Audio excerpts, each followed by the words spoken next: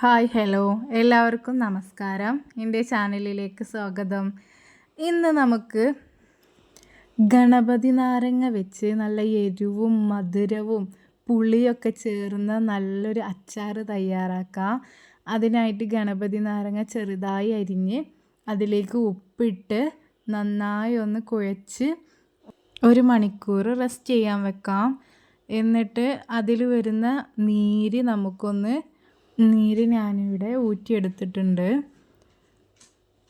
ഇനി നമുക്ക് ഒരു ചട്ടി അടുപ്പിൽ വെച്ച് അതിലേക്ക് ആവശ്യത്തിന് നല്ലെണ്ണയും കുറച്ച് വെളിച്ചെണ്ണയും കൂടി ചേർത്ത് കൊടുക്കാം. എണ്ണ നന്നായി ചൂടായി വരുമ്പോൾ അതിലേക്ക് നമുക്ക് കുറച്ച് കടുക് കൂടി ഇട്ട് കൊടുക്കാം.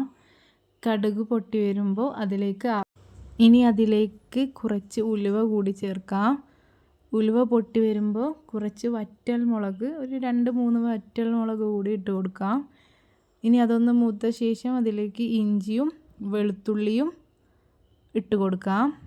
ഇനി അതിന് ശേഷം കുറച്ച് മുളക് പൊടി, 2 ടീസ്പൂൺ മുളക് പൊടി, 1/2 ടീസ്പൂൺ മഞ്ഞൾപ്പൊടി കൂടി ചേർത്ത് നന്നായി വഴറ്റി അതിൻ്റെ പച്ചമണം മാറുന്നത് വരെ നന്നായിട്ട് വഴറ്റിയ ശേഷം ഇനി നമുക്കതിലേക്ക് പുളിവെള്ളം ചേർത്ത് കൊടുക്കാം.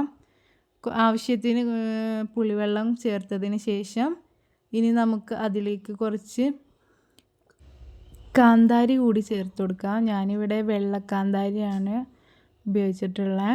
ഇനി അതിലേക്ക് നമുക്ക് കുറച്ച് കല്ലുപ്പ് ഇട്ട് കൊടുക്കാം. പിന്നീട് കുറച്ച് കായപ്പൊടി കൂടി ചേർക്കുന്നുണ്ട്. സാമ്പാറിലേക്കൊക്കെ ചേർക്കുന്ന കായാണ് ഞാനിവിടെ ഉപയോഗിച്ചിട്ടുള്ളത്. ഇനി നമുക്ക് നമ്മൾ ഊറ്റി മാറ്റി വെച്ചിട്ടുള്ള ഗണപതി നാരങ്ങ കൂടി ഇതിലേക്ക് ചേർത്ത് കൊടുക്കാം.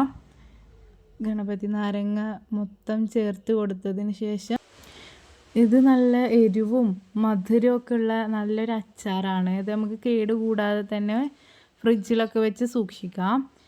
പിന്നെ ഇത് ഉണ്ടാക്കി തന്നെ നമുക്ക് ചോറിനൊക്കെ കറിയില്ലാത്ത സമയത്ത് നമുക്ക് ചോറിന് കറിയായിട്ടൊക്കെ യൂസ് ചെയ്യാൻ പറ്റുന്ന നല്ലൊരു അച്ചാറാണിത്.